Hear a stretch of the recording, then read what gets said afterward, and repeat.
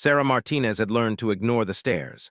Walking through the bustling corridors of Naval Base San Diego, she kept her eyes forward and her shoulders straight, even as whispers followed her like shadows. The intricate tattoo that covered her left forearm drew attention wherever she went, and not the good kind. "Look at that wannabe," she heard someone mutter behind her. "Probably got that ink at some strip mall parlor." Sarah's jaw tightened, but she didn't turn around. She had bigger problems than ignorant comments from people who didn't understand the significance of what they were looking at. Today was her first day reporting to SEAL Team 7 as their new intelligence analyst, and she needed to focus on making a good impression with her actual work, not defending her personal choices to strangers. The tattoo in question was a complex design featuring an eagle perched atop a trident, surrounded by intricate Celtic knots, and what appeared to be various military symbols. To most people, it looked like an elaborate piece of body art that someone had cobbled together from different military insignias without understanding their meaning. The reactions ranged from eye rolls to outright mockery, with many assuming she was trying to look tough or impress people with fake military credentials. What they didn't know was that Sarah had earned every single element of that tattoo through blood, sweat, and sacrifice in ways that most people couldn't even imagine. But explaining that would mean revealing parts of her past that she preferred to keep buried, at least for now. As she approached the SEAL team's administrative building, Sarah caught her reflection in a window and automatically tugged her sleeve down to cover more of the tattoo. It was a habit she'd developed over the years, though she hated herself for it. The design meant everything to her, but dealing with constant questions and judgment had worn her down. "Martinez," a voice called out as she entered the building. A stocky man with graying temples and kind eyes approached her. "I'm Chief Petty Officer Rodriguez. Welcome to Team 7. "Thank you, Chief," Sarah replied, offering a firm handshake. She was relieved to see that Rodriguez barely glanced at her tattoo, focusing instead on her face and demeanor. "Commander Blackwood wants to see you in his office first thing," Rodriguez said, leading her down a hallway lined with team photos and commendations. "He likes to personally brief all new team members, especially those in intelligence positions." Sarah nodded, trying to calm the nervous energy coursing through her. She had read Commander Blackwood's file extensively before accepting this position. The man was a legend in special operations circles, with over 20 years of experience and a reputation for being both brilliant and demanding. Getting his approval would be crucial for her success here. The hallway was busy with personnel moving between offices and briefing rooms. Sarah noticed several people doing double takes when they saw her tattoo, and she caught fragments of whispered conversations. "Is that supposed to be military ink? Looks like she raided a surplus store and tattooed everything she could find. Probably thinks it makes her look badass." Each comment was like a small cut, but Sarah had developed thick skin over the years. She dealt with much worse than whispered insults from people who had no idea what they were talking about. Still, she found herself hoping that the SEAL team members would be different, more focused on competence than appearances. Chief Rodriguez seemed to sense her discomfort. "Don't mind the chatter," he said quietly as they walked. "Most of these people have never been outside a 50-mile radius of this base. They see something they don't understand and assume it's fake rather than admitting their own ignorance." "It's not a problem, Chief," Sarah replied, though she appreciated his consideration. "I'm used to it." "That's a shame," Rodriguez said. "From what I've read about your background, you shouldn't have to be used to anything like that." Sarah glanced at him with surprise. Most people who reviewed her file focused on her academic credentials and civilian intelligence experience. Few bothered to dig deeper into the classified sections that told a very different story about how she'd acquired her expertise. They stopped outside a door marked Commander James Blackwood. Rodriguez knocked twice and waited for permission to enter. "Come in," a voice called from inside. The office was spartanly decorated but impressive in its organization. Maps covered one wall, showing various global hotspots marked with different colored pins. A large desk dominated the center of the room, its surface clean except for a single folder and a cup of coffee. Behind the desk sat a man in his early 40s with sharp features and intense blue eyes that seemed to catalog everything they saw. "Commander, this is Petty Officer Martinez, your new intelligence analyst," Rodriguez announced. Commander Blackwood stood and extended his hand. "Welcome aboard, Martinez. I've been looking forward to meeting you." Sarah shook his hand, nodding his firm grip, and the way his eyes briefly flicked to her tattoo before returning to her face. Unlike the others, however, there was no judgment in his expression, just curiosity. "Thank you, sir. I'm excited to be working with Team 7. "Have a seat," Blackwood said, gesturing to a chair in front of his desk. "Chief, you can go ahead and get Martinez set up with her security clearances and workspace. We'll join you in about 20 minutes. After Rodriguez left, Blackwood settled back into his chair and opened the folder on his desk. Sarah could see that it contained what appeared to be her personnel file, though it was thicker than she expected. "Your academic credentials are impressive," Blackwood began. "Master's degree in international relations from Georgetown, specialized training in Middle Eastern languages and culture, 5 years with the Defense Intelligence Agency. But what really caught my attention was this note about classified prior military service." Sarah felt her stomach tighten. She had hoped to ease into discussions about her background rather than having it be the first topic of conversation. "Yes, sir. I served 4 years before pursuing my education." "The details are heavily redacted in your file," Blackwood continued, his tone conversational but probing. "What I can see suggests you were involved in some very interesting operations during that time." "I'm not sure what you're cleared to know about that, sir," Sarah said carefully. "Much of it remains classified above my current clearance level to discuss." Blackwood smiled slightly. "Fair enough, but I'm curious about something else." His eyes moved to her tattoo again. "That's some impressive ink you have there. Mind if I ask about the significance?" Here it was. Sarah had rehearsed this conversation dozens of times, knowing it would eventually come up. She could give the standard deflection she usually used, or she could trust that this man might actually understand. "It represents important experiences from my life, sir. Each element has personal meaning." "I'm sure it does," Blackwood said, leaning forward slightly. "But I'm specifically interested in those particular symbols. That's not just random military imagery, is it?" Sarah hesitated. Something in the commander's tone suggested he might recognize elements of the tattoo that others had missed. But revealing the truth would mean opening doors she'd kept locked for years.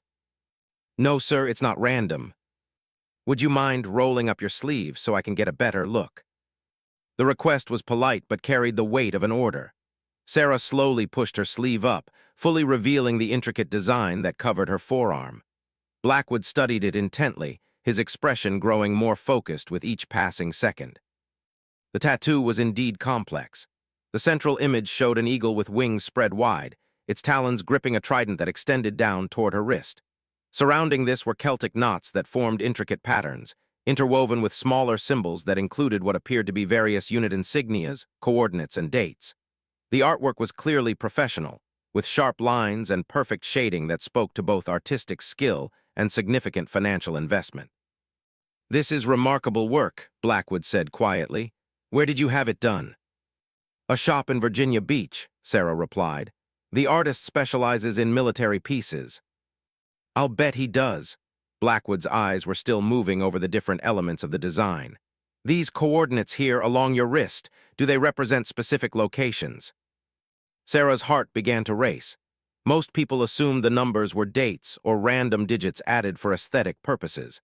The fact that Blackwood recognized them as coordinates suggested he had experience reading them in operational contexts. "Yes, sir. And these unit patches worked into the Celtic knots. Some of them look familiar, but I can't quite place them." "They represent units I served with, sir."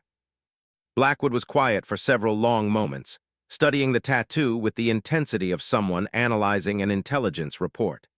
Sarah could practically see his mind working, trying to piece together the story the symbols told.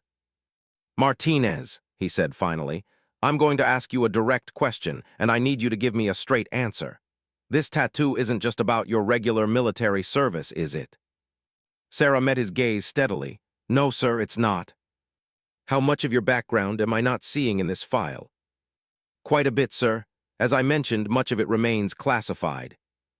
Blackwood leaned back in his chair, his expression thoughtful. "I've been in special operations for over 20 years, Martinez. I've seen a lot of things and worked with a lot of people. That tattoo tells a story that most civilians and even most military personnel wouldn't be able to read, but I'm starting to piece it together." Sarah remained silent, unsure how much she should reveal. "The question is," Blackwood continued, "why is someone with your apparent background working as an intelligence analyst instead of in a more operational capacity?" "Personal choice, sir. I wanted to use my skills in a different way." "And the ridicule you've been dealing with about the tattoo. I imagine that gets old." Sarah was surprised by his perceptiveness. "It's not ideal, sir, but it's manageable." "What if I told you that I don't think you should have to manage it? What if I said that people should understand exactly what they're looking at when they see that ink?" "I'm not sure I follow, sir." Blackwood closed her file and stood up. "Let's go meet your new teammates. I have a feeling this is going to be an interesting assignment for all of us." As they left the office, Sarah felt a mixture of relief and apprehension. Commander Blackwood clearly suspected more about her background than most people did, but she wasn't sure whether that was good or bad. What she did know was that working for someone who might actually understand her experience could be either a blessing or a complication she wasn't prepared for. The next few hours passed in a blur of introductions and administrative tasks. Chief Rodriguez showed her to her workspace, a small but well-equipped office with access to classified computer systems and communication networks. The other team members she met seemed professional and focused, though she noticed several curious glances at her tattoo. By the end of the day, Sarah felt cautiously optimistic about her new position. The work would be challenging and important, and Commander Blackwood seemed like the kind of leader who valued competence over politics. If she could prove herself through her analytical work, maybe the questions about her tattoo would become less important. But as she prepared to leave for the day, she couldn't shake the feeling that Blackwood's intense interest in her background was going to lead to conversations she'd been avoiding for years. The truth about her tattoo, and what it really represented, was something she'd shared with very few people. Whether she was ready to share it with her new commanding officer remained to be seen. 3 weeks into her assignment with SEAL Team 7, Sarah had settled into a productive routine. Her intelligence reports were thorough and insightful, earning quiet approval from Commander Blackwood and respect from most of the team members. The whispers about her tattoo had died down somewhat as people became more focused on her professional capabilities than her personal appearance. Still, she couldn't shake the feeling that Blackwood was watching her more closely than necessary. Their interactions were always professional, but she often caught him studying her with that same analytical intensity he'd shown during their first meeting. It made her wonder how much he'd figured out about her background and whether he was planning to push for more information. That morning brought news of a developing situation that would change everything. Sarah was reviewing intelligence reports from the Middle East when Chief Rodriguez knocked on her office door. "Martinez, the commander, wants to see you in the briefing room. We've got something big developing." The briefing room was filled with the core members of SEAL Team 7 when Sarah arrived. Commander Blackwood stood at the front near a large monitor displaying satellite imagery of what appeared to be a compound in a mountainous region. "Gentleman Martinez," Blackwood began, "we've received intelligence about a high-value target who's been coordinating attacks on our forces in Afghanistan. The situation requires immediate action, and we need the best possible intelligence analysis to ensure mission success." Sarah took a seat and opened her laptop, ready to dive into whatever data they had available. This was exactly the kind of work she'd hoped to do when she accepted the position. "The target is holed up in this compound in the Kunar province," Blackwood continued, pointing to the screen. "Our sources indicate he's planning to move locations within the next 48 hours, so our window is extremely limited." One of the team members, Lieutenant Thompson, raised his hand. "What kind of intelligence do we have on the compound's defenses and layout?" "That's where Martinez comes in," Blackwood said, turning to her. "We need a complete threat assessment and tactical analysis. The problem is that this particular region has some unique challenges that require someone with very specific experience to interpret correctly." Sarah felt a chill run down her spine. Something in Blackwood's tone suggested this wasn't going to be a routine analysis request. "What kind of specific experience, sir?" she asked. Blackwood changed the display to show a detailed topographical map. "This area has been a hotbed of insurgent activity for over a decade. The terrain is incredibly challenging, with hidden cave systems and paths that aren't visible on standard satellite imagery. The local population has complex tribal affiliations that affect everything from security to logistics." Sarah studied the map, her trained eye immediately picking up on several concerning factors. The compound's location was strategically chosen to take advantage of natural defensive positions, and the surrounding area showed signs of being carefully prepared for exactly the kind of assault that SEAL Team 7 would likely conduct. "I can see several potential issues," she began, "but I'd need more detailed intelligence about the specific." "That's just it," Blackwood interrupted.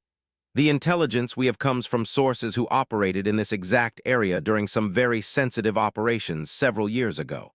Understanding their reports requires someone who's familiar with the operational context they're describing." Sarah felt the room's attention focus on her, and she realized that Blackwood was maneuvering towards something she'd been hoping to avoid. Her experience in that region wasn't something that appeared in any standard personnel file. "Sir, I'm not sure I understand what you're asking me to do that differs from standard intelligence analysis." Blackwood walked over to stand directly in front of her chair. "Martinez, I'm going to be direct with you. This mission could save American lives, but it's going to require the absolute best intelligence we can provide. I believe you have experience with this region that goes beyond what's in your official file." The room was completely quiet now. Sarah could feel the eyes of every team member on her, waiting to see how she would respond. The truth was that she did indeed have extensive experience in that exact region, gained during operations that remained classified at levels far above her current clearance to discuss. "Sir, even if that were true, I'm not authorized to discuss classified operations from my previous service." "I understand that," Blackwood said, "but I'm not asking you to violate any classification protocols. I'm asking you to use whatever knowledge and experience you have to help us save lives." Lieutenant Thompson spoke up from across the room. "Commander, with all due respect, how do we know Martinez has any relevant experience? Her file shows intelligence training, not operational background." Sarah saw something flash in Blackwood's eyes, and she realized he was about to reveal more about her background than she was comfortable with. "Actually, Thompson, I think Martinez has more operational experience than any of us initially realized." Blackwood's voice carried an edge that made everyone in the room pay closer attention. "Martinez, would you mind showing the team your tattoo?" Sarah's heart sank. She had hoped to keep her past separate from her current assignment, but it seemed that option was no longer available. "Sir, I don't see how that's relevant to the mission." "Indulge me," Blackwood said, and there was no mistaking it for anything other than an order. Reluctantly, Sarah pushed up her sleeve to reveal the complex design that had drawn so much attention over the past few weeks. The team members leaned forward to get a better look, their expressions ranging from curiosity to confusion. "It's impressive artwork," Thompson said, "but I still don't see." "Look closer," Blackwood instructed. "Martinez, would you point out the coordinates along your wrist?" Sarah hesitated, then indicated the series of numbers that most people assumed were decorative elements. "These are coordinates from locations that were significant during my service." "And those unit patches worked into the design." "Units I served with," Sarah admitted quietly. Blackwood moved closer to examine the tattoo more carefully. "This patch here with the skull and crossed arrows, that's not a standard unit insignia, is it?" Sarah felt trapped. The patch Blackwood was pointing to represented one of the most classified units she'd served with, and its presence on her tattoo was something she'd hoped no one would recognize. "No, sir, it's not standard." "What about this one?" Blackwood pointed to another small design. "The one with the mountain and the Arabic script." "It represents a specific operation," Sarah said, her voice barely above a whisper. The room was completely silent now, as the implications began to sink in. Slowly, the team members began to realize they were looking at something far more significant than decorative body art. Chief Rodriguez was the first to speak.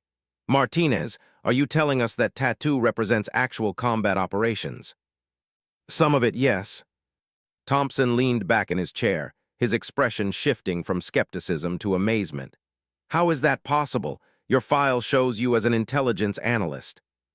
"Files don't always tell the complete story," Blackwood said. "Martinez, I think it's time to be honest with your teammates. This mission is too important for anything less than complete transparency." Sarah looked around the room at faces that were now showing respect rather than mockery. These were serious professionals who understood the significance of what they were seeing, even if they didn't know all the details. "The truth is," she began slowly, "my background includes operational experience that doesn't appear in standard personnel files. I served in several capacities that involved direct action in the region we're discussing." "What kind of direct action?" Thompson asked. Sarah glanced at Blackwood, who nodded encouragingly. "I was part of a joint task force that conducted high-risk reconnaissance and target elimination missions. Much of our work involved operating in exactly the kind of terrain and cultural environment you're looking at for this operation." The room erupted in quiet murmurs as team members processed this information. Sarah could see them reevaluating everything they thought they knew about her. "How long were you involved in that kind of work?" Rodriguez asked. 3 years, Sarah replied, "most of it in Afghanistan and Pakistan." "And you transitioned to intelligence analysis because—" Thompson's question trailed off.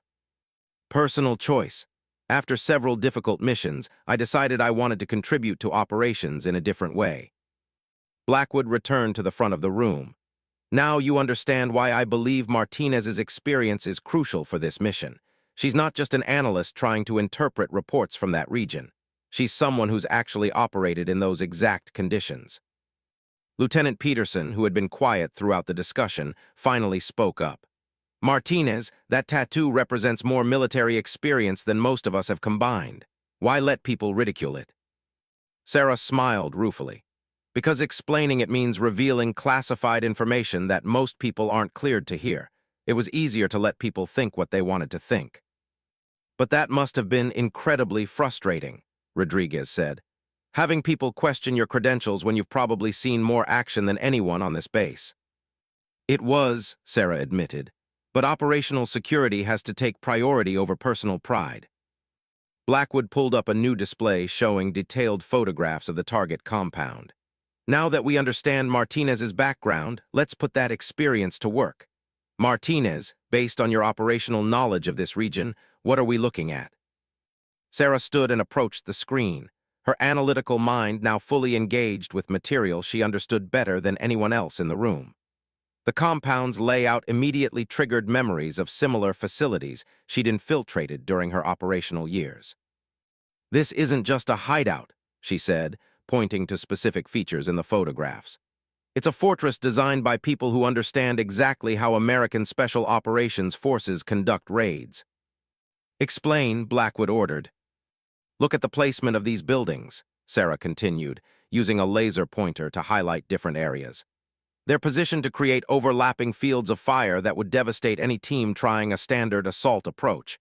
And these apparent defensive positions here and here, they're decoys. The real defensive positions are built into the natural rock formations." Thompson studied the images with new respect for her analysis. "How can you be so certain?" "Because I've seen this exact defensive strategy before. The architect of this compound learned from observing our tactics and specifically designed it to counter them." Sarah moved to another section of the display. "These areas that look like open ground for approach routes, they're kill zones. Anyone trying to use them would be exposed to fire from multiple concealed positions." The room was completely focused on her analysis now, and Sarah found herself slipping back into the operational mindset she'd thought she'd left behind. The intellectual challenge of the tactical problem combined with the knowledge that lives depended on her accuracy created a familiar surge of adrenaline. "What about insertion and extraction?" Rodriguez asked. Sarah studied the topographical data, cross-referencing it with her memories of similar operations. Standard helicopter insertion would be suicide. The compound's position allows defenders to engage aircraft from multiple angles with very little warning time. But there are alternatives. She traced a path on the map with her finger. "This ridgeline offers a concealed approach route, but it requires personnel who are comfortable with technical climbing and able to operate in complete darkness." "How do you know that route exists?" Peterson asked. "Because I've used it before. Not for this specific compound, but for a similar target about 15 miles from this location." Blackwood leaned forward with intense interest. "When?" 2 years ago. Different mission, same general area. The terrain features are virtually identical." The briefing continued for another 2 hours as Sarah provided detailed analysis that drew on both her analytical training and her operational experience. By the time they finished, the mission plan had been completely revised based on her insights. As the team members filed out of the briefing room, Thompson approached her with a sheepish expression. "Martinez, I owe you an apology. I questioned your credentials earlier, and now I realize you're probably more qualified than any of us for this kind of operation." "No apology necessary," Sarah replied. "You had every right to question what wasn't being explained properly." "That tattoo," Thompson said, shaking his head in amazement. "All this time people have been making fun of it, and it represents more real military service than most of us will ever see." "It represents the people I served with and the places we went together," Sarah said quietly. "Every element has meaning that I'll carry with me for the rest of my life." As the room emptied, Blackwood remained behind. "Martinez, I need to ask you something." "Yes, sir." "Are you content staying in an analytical role, or would you be interested in a more active participation in operations like this one?" Sarah considered the question carefully. "What exactly are you asking, sir?" "I'm asking if you'd be willing to join this mission in an operational capacity. Your knowledge of the terrain and defensive strategies could be the difference between success and catastrophe." The offer hung in the air between them. Sarah had left operational work behind for good reasons, but the thought of her analysis being the foundation for a mission that could go wrong without proper guidance was deeply troubling. "Sir, I haven't maintained operational readiness. It's been 2 years since my last field assignment." "Your knowledge of the target area and enemy tactics is more valuable than any amount of recent training," Blackwood countered. "And frankly, after seeing your analysis today, I don't think any of us are qualified to execute this mission without you." Sarah realized that her carefully constructed separation between her past and present was about to disappear completely. But as she thought about the lives that could be saved or lost based on the decisions made in the next few days, she knew there was really only one choice she could make. The decision to accept Commander Blackwood's offer to join the mission operationally had kept Sarah awake most of the night. As she prepared her gear in the pre-dawn darkness, she tried to push aside the memories that threatened to surface. 2 years away from direct action work should have been enough time to move on, but muscle memory was already taking over as she checked weapons, communication equipment, and tactical gear. The mission briefing was scheduled for 600, giving the team barely 12 hours to prepare for deployment. As Sarah entered the briefing room carrying a full combat load, she noticed the surprised looks from team members who had only known her as an intelligence analyst. "Martinez," Lieutenant Thompson said, nodding toward her gear, "you look like you've done this before." "Once or twice," she replied, adjusting the fit of her body armor. The weight felt familiar and foreign at the same time, like putting on clothes that had belonged to a different version of herself. Commander Blackwood entered the room carrying a stack of folders and immediately called everyone to attention. "Gentlemen, Martinez, we have final confirmation that our target will be moving locations tomorrow evening. This means we have one opportunity to get this right." The detailed mission plan that emerged from the briefing was unlike anything the team had attempted before. Sarah's knowledge of the terrain and enemy tactics had allowed them to design an approach that avoided the kill zones she'd identified, but it also required technical climbing skills and precise timing that left no room for error. "Martinez will be our guide for the approach route," Blackwood explained. "She's the only one among us who's actually navigated similar terrain in operational conditions." Chief Rodriguez raised a concern that Sarah had been expecting. "Sir, with all respect to Martinez's experience, she's been out of operational status for 2 years. Are we certain she's ready for this level of risk?" It was a fair question, and Sarah appreciated Rodriguez voicing it directly rather than letting doubt fester within the team. Before Blackwood could respond, she decided to address it herself. "Chief, that's a valid concern, and I want to be completely honest with all of you." Sarah stood and faced the team. "It has been 2 years since my last field operation, and I won't pretend that I'm at the same level of readiness I maintained during my active operational years." She paused, choosing her words carefully. "However, the knowledge I have of this specific area and these specific tactics isn't something that degrades with time. The routes I've identified exist because I've used them. The defensive strategies I've described are effective because I've seen them work." Lieutenant Peterson leaned forward. What was your role during your operational years? Were you primary assault, reconnaissance, what? Sarah glanced at Blackwood, who nodded for her to continue. I was cross-trained in multiple specialties, but my primary role was reconnaissance and target identification.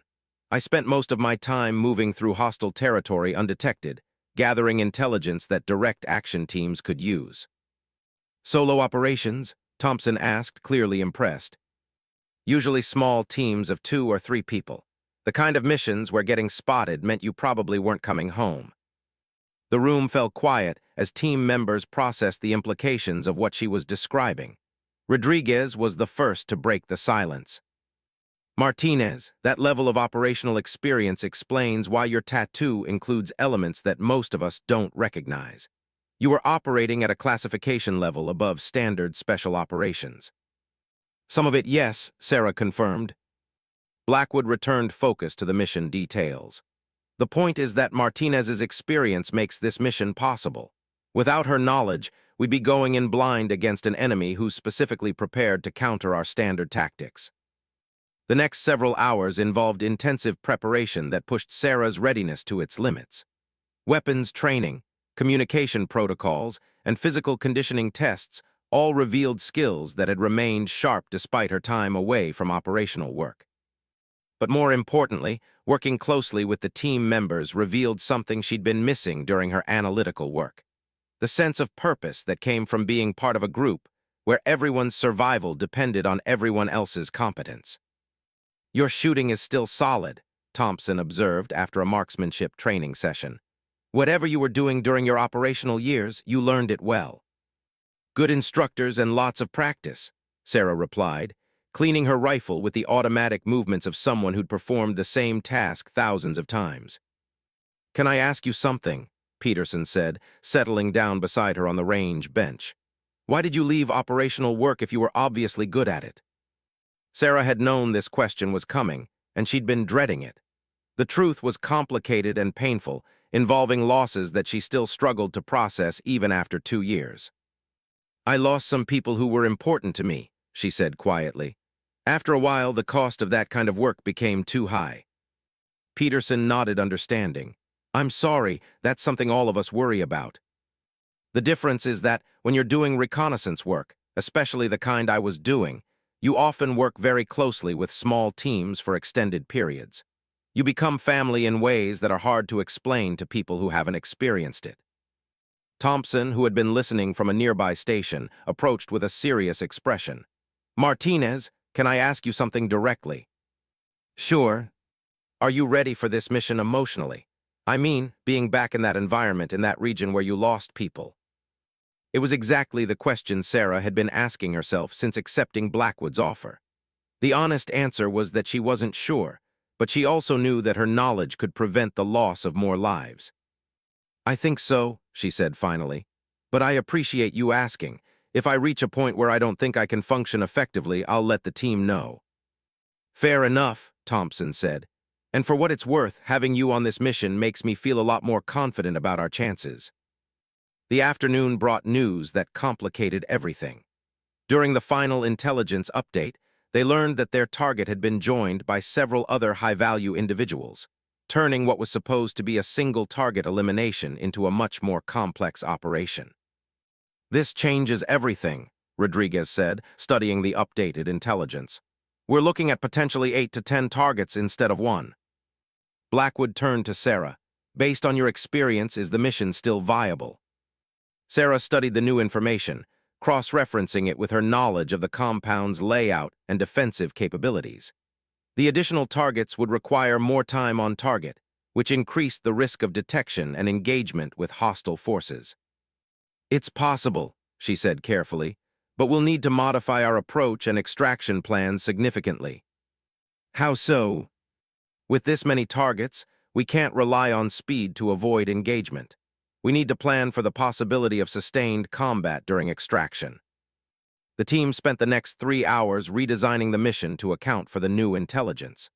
Sarah's operational experience proved invaluable as she identified potential complications that the others might have missed. If we take fire during extraction, she explained, pointing to the topographical map. These positions offer cover, but they also create natural choke points that could trap us if the enemy coordinates properly. Lieutenant Peterson studied the route Sarah was indicating. What's the alternative? We establish multiple extraction points and plan for dynamic movement between them based on enemy response. It's more complex, but it gives us options if things go wrong. You've done that before? Thompson asked. Several times. It requires more coordination and communication, but it can mean the difference between successful extraction and getting pinned down in a firefight we can't win. As evening approached, Sarah found herself alone in her quarters, trying to prepare mentally for returning to the kind of work she'd left behind. The gear laid out on her bed looked like artifacts from a different life. Night vision equipment, specialized climbing gear, weapons, and communication devices that represented capabilities she'd spent years developing and had hoped never to use again. There was a knock on her door, and she opened it to find Commander Blackwood standing in the hallway. "Mind if I come in for a minute?" he asked. "Of course, sir." Blackwood entered and glanced at the gear spread across her bed, having second thoughts. "Not about the mission," Sarah replied, "but definitely about whether I'm the right person for this role." "Can I tell you why I think you are?" Sarah gestured to a chair, and Blackwood sat down. "Martinez, in over 20 years of special operations, I've learned to recognize people who have what it takes to operate in the most difficult environments. It's not just about skills or training, though those are important. It's about the ability to make life-and-death decisions under extreme pressure while maintaining focus on the mission and the safety of your teammates." He paused, looking directly at her. "Everything I've seen from you, from your analysis to your preparation for this mission, tells me you have those qualities in abundance. Sir, respectfully, you don't know what happened during my last operational assignment. You don't know why I left that work behind." "You're right, I don't. But I know that whatever happened, you're still here, still serving, and still willing to put yourself at risk to save other people's lives. That tells me everything I need to know about your character." Sarah felt some of the tension in her shoulders ease. "Thank you, sir. That means a lot." "There's something else I want to discuss with you," Blackwood continued. "After this mission, assuming everything goes according to plan, I'd like you to consider a permanent transition back to operational work." The offer caught Sarah completely off guard. "Sir, I'm not sure that's what I want." "I'm not asking you to decide now. I'm just asking you to think about it. Your combination of analytical skills and operational experience is exactly what modern special operations needs. There are very few people who can move seamlessly between intelligence work and direct action the way you can." "What would that look like?" "A hybrid position. Sometimes you'd be doing the kind of analysis you've been doing for us. Other times you'd be in the field, either leading reconnaissance missions or serving as an operational advisor to teams working in areas where you have specific experience." Sarah considered the proposal. It was appealing in many ways, offering the intellectual challenge of intelligence work combined with the sense of direct impact that came from operational assignments. But it also meant accepting that her attempts to leave that world behind had failed. "Can I think about it?" "Of course, let's get through tomorrow's mission first. Everything else can wait." After Blackwood left, Sarah returned to preparing her gear.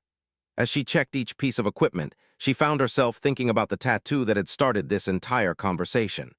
Each element of the design represented people, places, and experiences that had shaped who she was. Trying to hide from that history hadn't made it go away. It had just created a disconnect between who she was and how others saw her. Maybe it was time to stop hiding. The final team briefing was scheduled for midnight, just 6 hours before their scheduled departure. Sarah arrived to find the team members in a focused, determined mood that she remembered well from her operational years. There was tension, but it was the productive kind that came from knowing the stakes were high and the preparation had been thorough. "Final weapons check in 30 minutes, Blackwood announced. "Comm check at 1:30, we load aircraft at 200. As team members dispersed to complete their individual preparations, Thompson approached Sarah one more time. "Martinez, I want you to know that having you on this team changes everything for me. I've done a lot of missions, but never with someone who actually knows the terrain and the enemy the way you do. It makes me feel like we might actually have a real chance of bringing everyone home." "That's the plan," Sarah replied, checking the settings on her night vision equipment one final time. "One more thing," Thompson said. "After tomorrow, I don't want to hear anyone on this base make another stupid comment about your tattoo. Anyone who does will be dealing with me." Sarah smiled. "I appreciate that, but I think I can handle it." "I'm sure you can, but you shouldn't have to." As the team conducted their final preparations, Sarah felt the last of her doubts fade away. Whether she was ready or not, whether she belonged in this world or not, these people were counting on her knowledge and experience to help them complete a mission that could save lives. Everything else could be sorted out later. The tattoo on her arm represented a past she'd tried to escape, but maybe it was time to recognize that it also represented capabilities and experiences that could make a difference in the present. Tomorrow would determine whether her return to operational work was a one-time necessity or the beginning of a new chapter in her career. The helicopter insertion went exactly as planned until it didn't. Sarah felt the familiar knot in her stomach as the aircraft approached the landing zone, night vision equipment painting the mountainous terrain in shades of green and black that brought back memories she'd been trying to suppress for 2 years. 2 minutes out, the pilot's voice crackled through their headsets. Sarah checked her gear one final time, muscle memory taking over as she verified weapons, communication equipment, and climbing gear. Beside her, the SEAL team members were making their own final preparations with the calm professionalism she remembered from her operational years. "Landing zone looks clear," Lieutenant Thompson reported from his position near the door. But as their helicopter began its descent, everything changed in seconds. Muzzle flashes erupted from positions that should have been empty, and the distinctive sound of heavy machine gun fire filled the night air. "We're taking fire," the pilot shouted. "Multiple positions east and north of the LZ." Sarah's mind immediately shifted into the analytical mode that had kept her alive during countless similar situations. The enemy positions weren't random. They were coordinated and had been waiting specifically for an aircraft insertion. "They knew we were coming," she called out to Commander Blackwood over the noise of gunfire and rotor blades. "How is that possible?" Blackwood demanded. "Someone leaked our approach route or timing," Sarah replied, already thinking through alternatives. "We need to abort the primary landing zone and move to the secondary position." "Negative," the pilot's voice cut through their conversation. "Secondary LZ is also compromised. I'm seeing prepared positions and movement consistent with an ambush." The helicopter shuddered as rounds impacted the fuselage, and Sarah realized they were facing the nightmare scenario every special operations team feared: insertion into a fully prepared enemy kill zone. "Options?" Blackwood asked tersely. Sarah studied the terrain through her night vision, cross-referencing what she was seeing with her memories of the area from previous operations. There was one possibility, but it would require skills and luck that she wasn't sure they possessed. "There's a ridgeline about 2 clicks north of here that might work for insertion," she said.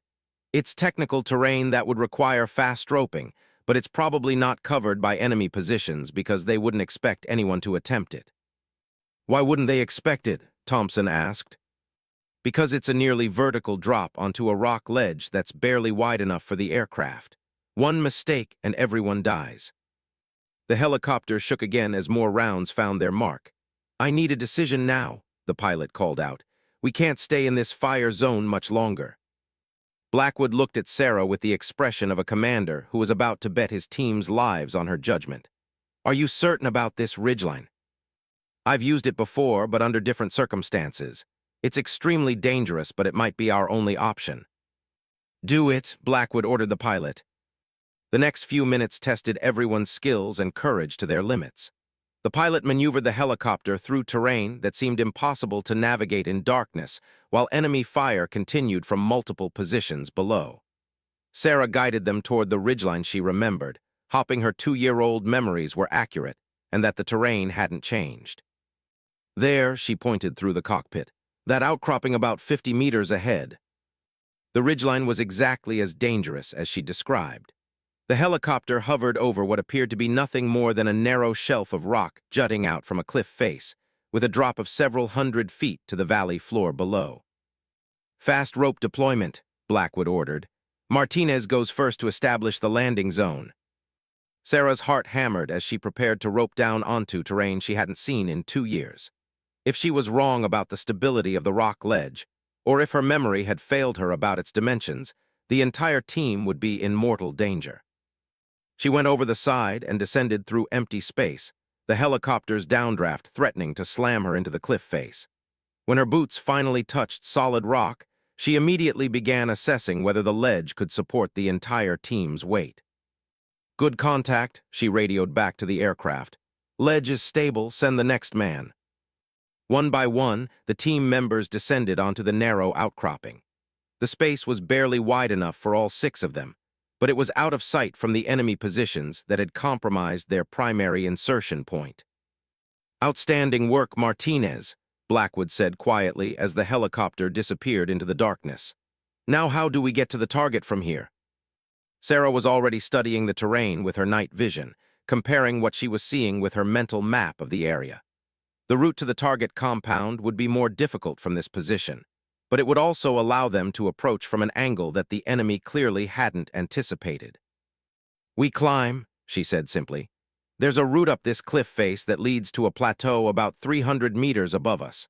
From there, we can access the trail system that leads to the compound." Chief Rodriguez peered over the edge of the ledge at the vertical rock face above them. "That's not a climb, Martinez. That's mountaineering." "I know. Do any of you have technical climbing experience?" The responses weren't encouraging. Thompson had some basic rock climbing skills, and Peterson had done rappelling training, but none of them were prepared for the kind of technical ascent that Sarah was describing. "What about you?" Blackwood asked. "Can you lead us up that route?" Sarah studied the cliff face, identifying potential handholds and anchor points by memory and instinct. It would be challenging even for experienced climbers, and attempting it with a fully armed team in darkness bordered on suicidal. "I can do it," she said finally. "But we'll need to move carefully and maintain complete noise discipline. If we're detected during the climb, we'll be completely exposed." The ascent took nearly 2 hours and pushed everyone to their physical and mental limits. Sarah led the way, setting anchors and guiding each team member through the most difficult sections. Her operational experience in similar terrain proved invaluable as she navigated routes that would have been impossible for anyone unfamiliar with the area. "How did you learn to climb like this?" Thompson whispered during a brief rest on a small ledge halfway up the cliff. "Necessity," Sarah replied. "Some of the reconnaissance missions I did required accessing positions that couldn't be reached any other way." By the time they reached the plateau, Sarah's assessment of the tactical situation had evolved significantly. The enemy's knowledge of their primary insertion plan suggested either a security leak or intelligence capabilities they hadn't anticipated. "We need to assume they know more than just our approach route," she told Blackwood as they prepared to move toward the target compound. "They might know our timeline, our team size, maybe even our objective." "What does that mean for the mission?" "It means we need to throw away most of our planning and adapt to what we find when we get there. The compound's defenses might be different from what we expected, and there could be additional personnel we weren't planning for." The movement to the target area revealed that Sarah's concerns were well-founded. As they approached the compound through the concealed route she'd identified, they discovered that the enemy had significantly reinforced their positions since the intelligence photographs had been taken. "That's not the same defensive layout," Peterson observed through his scope. Sarah studied the compound through her own optics, counting positions and identifying fields of fire that hadn't existed in their planning materials. "They've added at least 6 additional fighting positions and repositioned their heavy weapons." "Can we still execute the mission?" Blackwood asked. Sarah considered the tactical problem from multiple angles, drawing on both her analytical training and her operational experience. The original mission plan would be suicide against the current defensive configuration, but there were alternatives if they were willing to accept additional risk. "We can, but not the way we originally planned. The direct assault approach won't work against these positions. We need to use deception and create multiple distractions to divide their attention." "What kind of deception?" "We make them think we're attacking from the direction they expect, while the actual assault comes from somewhere else. It's riskier because it requires splitting our team, but it might be our only chance." The revised plan that emerged was unlike anything in standard SEAL tactics. Sarah's knowledge of enemy psychology and defensive strategies allowed them to design an approach that exploited specific weaknesses in the compound's new configuration. Thompson and Rodriguez will create a diversion here, she explained, pointing to a position on their tactical map. They'll make enough noise to convince the defenders that's where the main attack is coming from. And the rest of us? Peterson asked. We approach from the blind spot created when they respond to the diversion. It's a narrow window, maybe 2 or 3 minutes, but it should be enough time to reach the building where our targets are located. Blackwood studied the plan with the expression of someone evaluating an extremely risky proposition. Martinez, this kind of deception tactic isn't standard operating procedure. Where did you learn it? From the people we're fighting against, Sarah replied. During my reconnaissance missions, I watched them use similar tactics against our forces. It's effective because it exploits predictable response patterns. The execution of the revised plan required split-second timing and absolute trust in each team member's abilities. As Thompson and Rodriguez moved into position to create their diversion, Sarah led Blackwood and Peterson through the approach route that would bring them to the compound's most vulnerable point. Remember, she whispered as they prepared to move, once the shooting starts, we have maybe 3 minutes before they realize what's actually happening. Everything depends on speed and violence of action. The diversion began exactly on schedule, with explosions and gunfire that immediately drew the attention of every defender in the compound. Sarah watched through her night vision as armed figures moved toward the sound of battle, leaving the approach route temporarily unguarded. Now, she whispered, and led the assault team forward. The next few minutes tested every skill Sarah had developed during her operational years. Moving through the compound required navigating by memory and instinct, identifying threats and opportunities that weren't visible in their intelligence photographs. Building 2, northwest corner, she directed as they approached their objective. That's where the high-value targets should be located. But as they reached the building, Sarah realized that something was fundamentally wrong with their intelligence. The structure was empty, with clear signs that it had been abandoned hours earlier. They're not here, Peterson reported after clearing the first floor. Check the basement, Blackwood ordered. Sarah studied the building's layout, her analytical mind working to understand what they were missing. The enemy had known about their insertion plan, and now their primary targets were nowhere to be found. Sir, she said quietly, I think we've been played. Explain. This whole setup, the reinforced defenses, the abandoned building. They knew we were coming, and they used that knowledge to set a trap. As if to confirm her analysis, the sound of automatic weapons fire erupted from multiple directions around them. The enemy had allowed them to penetrate the compound, only to surround them once they were inside. We need to extract immediately, Sarah said, already identifying potential escape routes. This position is not defensible. But as they prepared to move, they discovered that the route they'd used to enter the compound was now blocked by enemy positions. Sarah realized that her operational experience was about to be tested in ways she'd hoped never to face again. Surrounded in a compound that had been turned into a carefully orchestrated trap, Sarah felt the familiar surge of clarity that had kept her alive during her most dangerous operational years. The sound of gunfire was growing closer from multiple directions, and she could hear enemy forces coordinating their movements to tighten the noose around the SEAL team. We have maybe 2 minutes before they complete the encirclement, she told Commander Blackwood as they took cover behind a concrete wall. After that, we'll be fighting from static positions against superior numbers. Options? Blackwood asked, his voice calm despite their desperate situation. Sarah was already analyzing their tactical environment, drawing on memories of similar scenarios she'd faced during reconnaissance missions. The compound's layout, which had seemed like a disadvantage during their approach, now offered possibilities that their enemies might not have considered. There's a drainage system that runs under this compound, she said, pointing toward a partially concealed grate near the building's foundation. It connects to a network of tunnels that were built into the mountain for water management. Lieutenant Thompson, who had rejoined them after the diversion mission, looked skeptical. How do you know about drainage tunnels? Because I've used them before.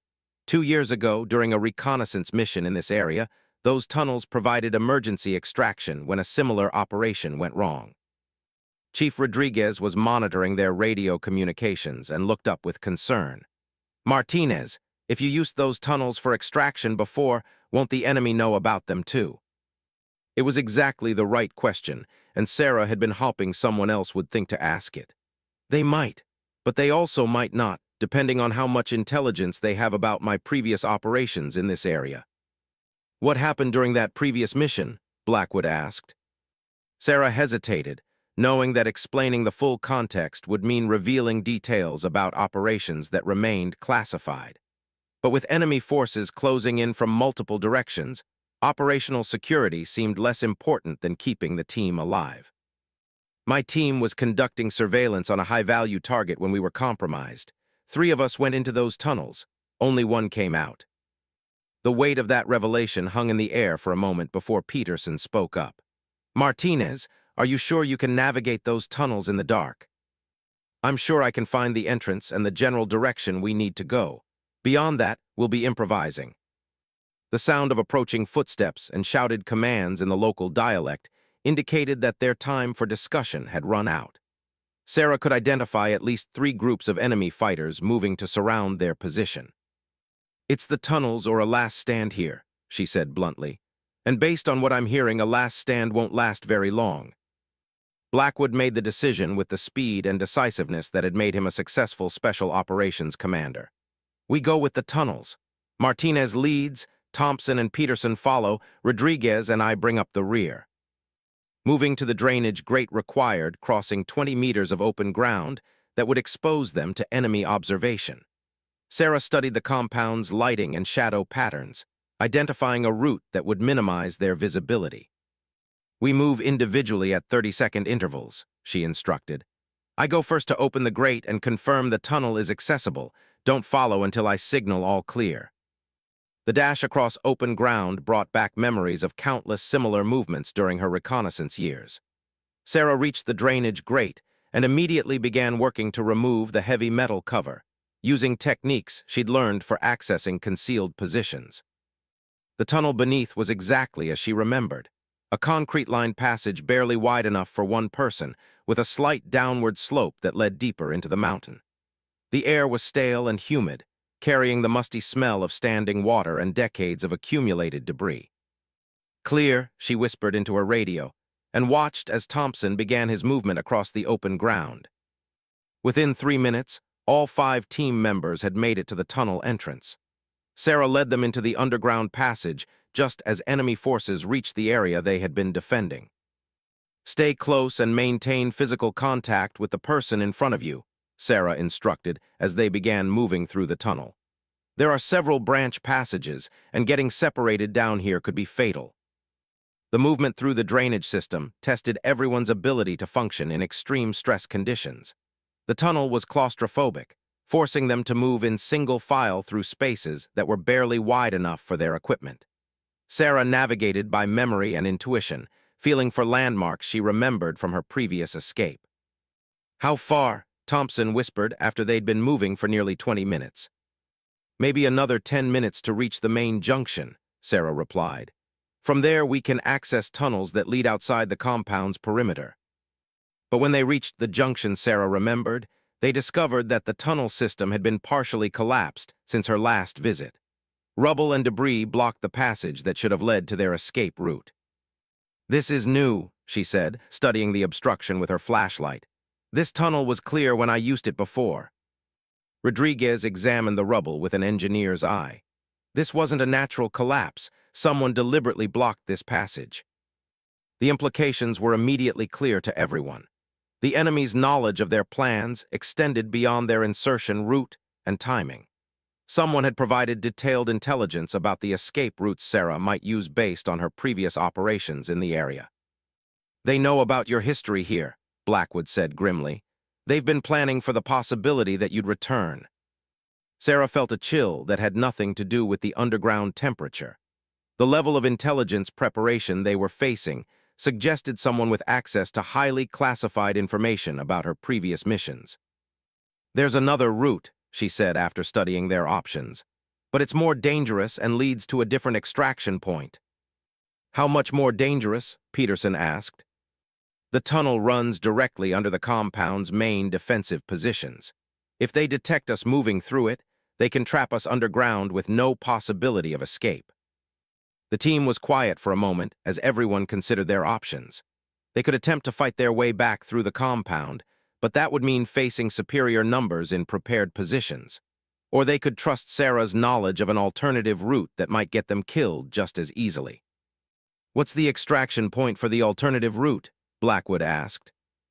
"A cave system about a kilometer north of the compound.